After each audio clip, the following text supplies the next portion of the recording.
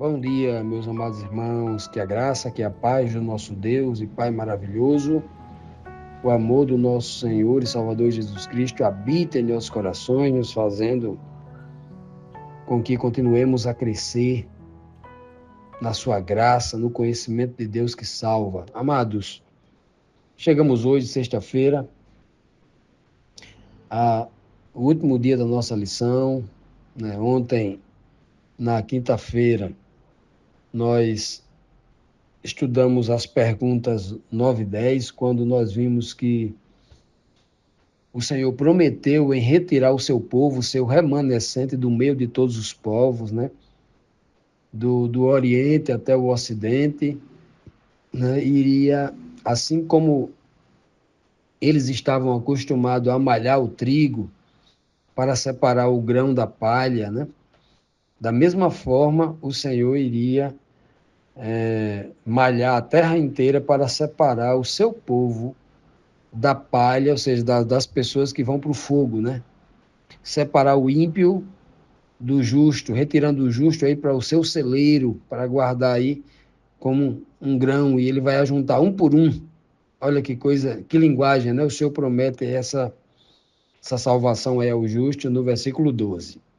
E aí no versículo 13, na pergunta 10, o Senhor prometeu também que uma trombeta grande, uma grande trombeta iria ser tocada, ou seja, uma clara alusão de que esse som iria alcançar o mundo inteiro por ser uma trombeta grande, né, no sentido de que teria uma grande abrangência, e todos os israelitas que estavam espalhados pelo mundo, né, desde a Síria até o Egito, o Senhor os reuniria ao redor de si, ao redor da sua palavra, da sua verdade, da sua doutrina, reuniria esse povo, né? No Monte Sagrado, no Monte Sião, em Jerusalém, ele usa esse termo, né? Como uma tipologia para que eles pudessem, enfim, adorar a Deus, para se cumprir aquilo que ele vem dizendo, né? Então eu serei o seu Deus e eles serão o meu povo, né? Uma frase que o Senhor repete muitas vezes. Então, dando continuidade aqui ao estudo da nossa lição, vamos para a pergunta 11, que diz assim: por que Samaria é chamada de coroa dos bêbados? Quem é o homem forte e valente do Senhor? Que ele vai tratar aqui, né? Ai de Samaria, orgulho e coroa dos bêbados de Israel. Ai dessa bela cidade que fica acima das terras boas. Os seus moradores estão embriagados, e a beleza da cidade desaparece como uma flor que murcha. O Senhor vai enviar um homem forte e valente. Ele virá como uma chuva de pedra, como uma tempestade destruidora, como violentas trombas d'água. Ele arrasará tudo. Samaria, orgulho e coroa dos bêbados de Israel, será pisada. Isaías 28, de 1 a 3. Portanto, aqui no texto, né, o Senhor não só chama Samaria como a coroa dos bêbados de Israel, 2 vezes, né? No começo do versículo 1, no final do versículo 3, ele chama de coroa de bêbados. Ora, quando o Senhor chama o povo de bêbados, ele está dizendo que pessoas que não têm razão, que não têm bom senso, que não estão agindo com sabedoria, que estão agindo como nécios, estão embriagados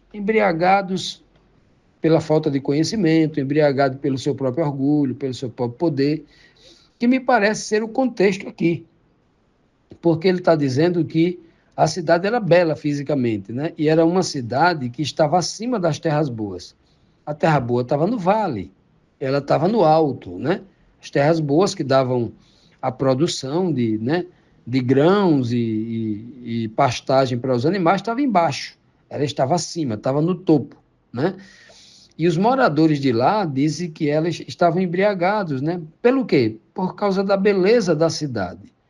E a beleza da cidade iria desaparecer como uma flor que murcha. Olha só, é o que ele está dizendo aqui. E ele diz como isso vai acontecer, né? Isso vai acontecer quando ele enviasse um homem forte e valente. Ele viria como uma chuva de pedra, ele viria como uma tempestade destruidora, como uma tromba d'água violenta. Ora, nós não encontramos nenhum indivíduo literal que possa se enquadrar nesta descrição. Por exemplo, um Ciro, né? Isaías 45 fala de Ciro, que iria contra a Babilônia, né?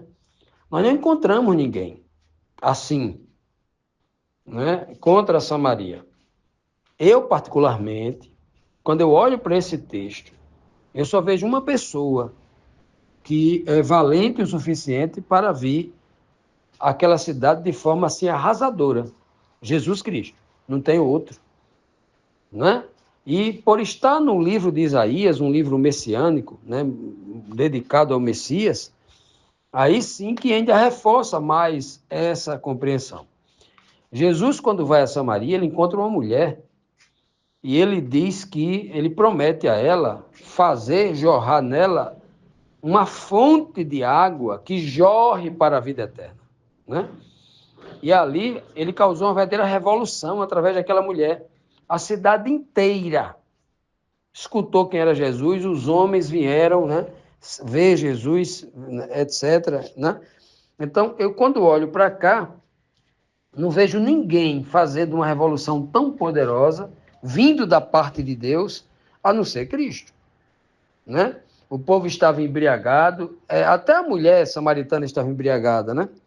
Ela chegou para Jesus e falou assim: vocês judeus querem ser melhor do que a gente, porque vocês lá em Jerusalém têm um templo, a gente não tem um templo aqui, mas nós temos aqui o poço de Jacó, o nosso pai Jacó que construiu. Quem vale mais, né? Esse poço de água e tal. Aí ela tenta discutir religião, né? Que a placa da igreja dela era melhor do que a placa do judeu ali, representado na figura de Jesus, né? Na natureza, na cidadania de Jesus. E aí, o que acontece? Jesus vai e leva isso aí, igual essa linguagem aqui, para um âmbito espiritual. Ah, se eu beber da água, né? Uma verdadeira tromba d'água, aqui, como ele fala aqui no texto aqui, né? E então aquela mulher bebe desta água espiritual, que é a palavra de Cristo, ela tem fé, ela vai para a cidade, comunica a todos os homens, e os homens depois dizem assim, ó, nós acreditamos que ele é o Messias, não foi porque você, mulher, disse. Foi porque nós vimos com os nossos próprios olhos quem ele é, vimos o que ele fez, né? E aqui está uma revelação maravilhosa. As pessoas de Samaria estavam confiando mais na riqueza. Nós somos 10 tribos, né? Todos os reis que passaram por Samaria, os reis de Israel, foi uma vergonha. Você pode olhar o número dos reis que passam em Samaria, né? A dinastia de Onri, de In, o período de Asa e Baasa, ou seja, o reino do norte começou com uma vergonha muito grande, né? Com Jeroboão fazendo um bezerro de ouro, fundando o reino do norte, dividido de Judá, com um bezerro de ouro. Começou tudo errado. E as idolatrias, as perversidades são muito maiores dos reis do norte do que os do rei do sul. Então, eles se vangloriavam pelo número, pela quantidade, pela riqueza que tinham, né? E aí o Senhor está dizendo que eles estavam bêbados, porque estava atraído pelas riquezas do mundo. E aí a verdadeira riqueza viria através de Cristo.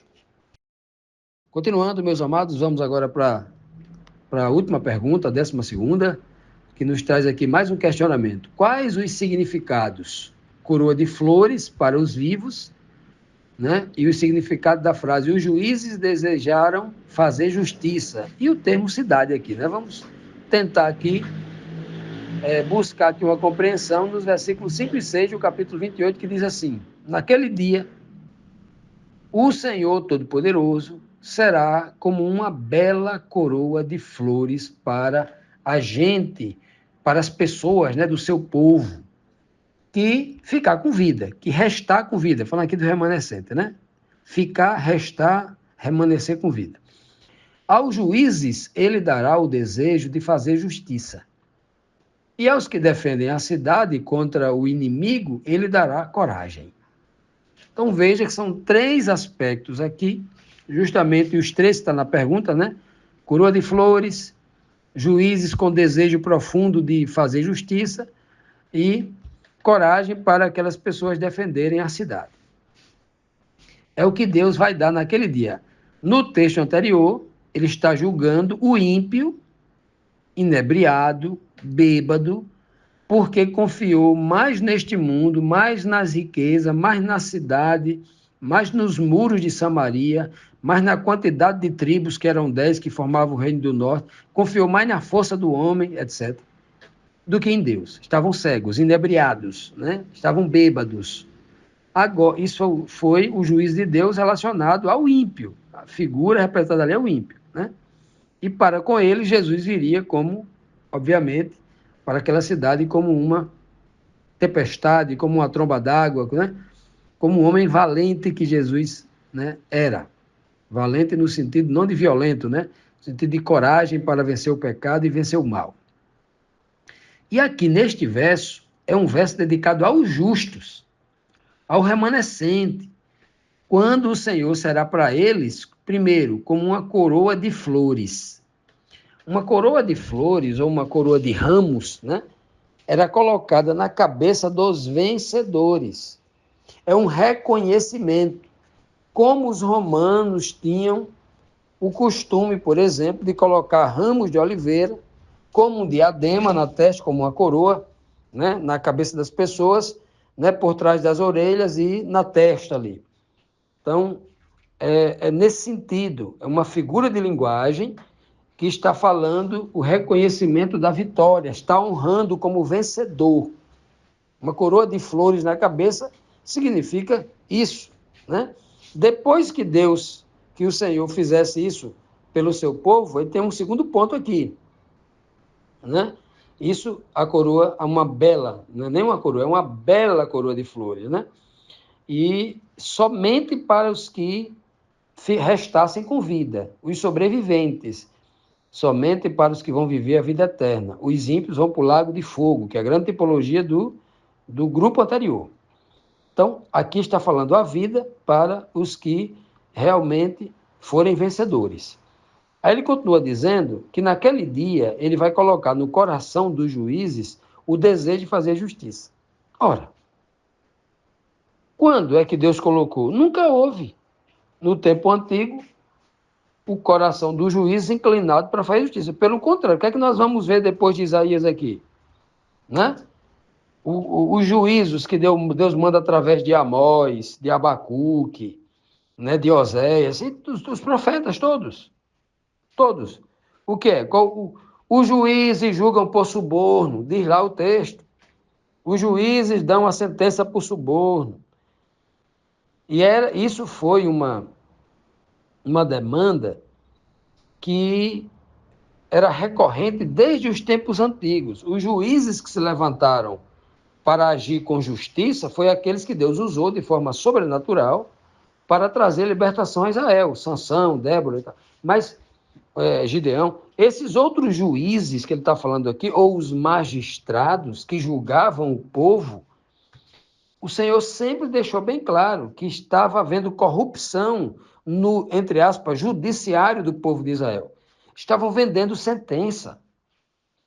E agora, quando o Senhor diz que vai colocar o desejo, eles amarão fazer justiça, é uma linguagem simbólica, mostrando que quando o Senhor transformar esse povo, quando o Espírito do Senhor habitar para sempre no coração desse povo, forem transformados no abrir e fechar de olhos, quando esse povo for ressuscitado para entrar no seu reino lá, que é o único lugar onde para sempre as pessoas serão justas e perfeitas, porque o Senhor colocará, pelo seu conhecimento, pela presença do seu Espírito no coração das pessoas, o amor profundo pela justiça.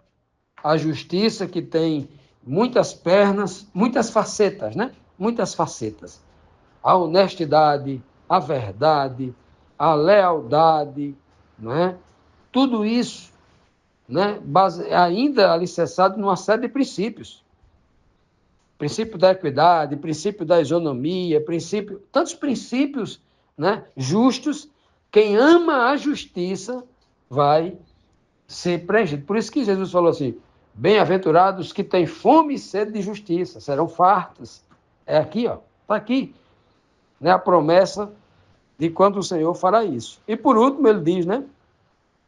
E aos que defendem a cidade contra o inimigo, ele dará coragem. Coisa linda, né? Aqueles que defendem a cidade. Aqueles que são soldados, que não têm força para defender a cidade, que não têm arma suficiente, Deus vai dar a coragem. E a coragem é o ingrediente que se vence guerra.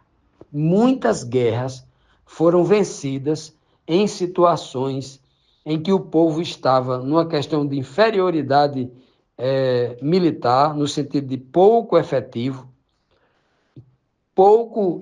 inferioridade bélica, inferioridade de recursos, insumos e também inferioridade de conhecimento militar. Mas a coragem fez com que muitas nações vencessem guerra. Não existe ingrediente maior do que a coragem, né? A coragem transforma o mundo.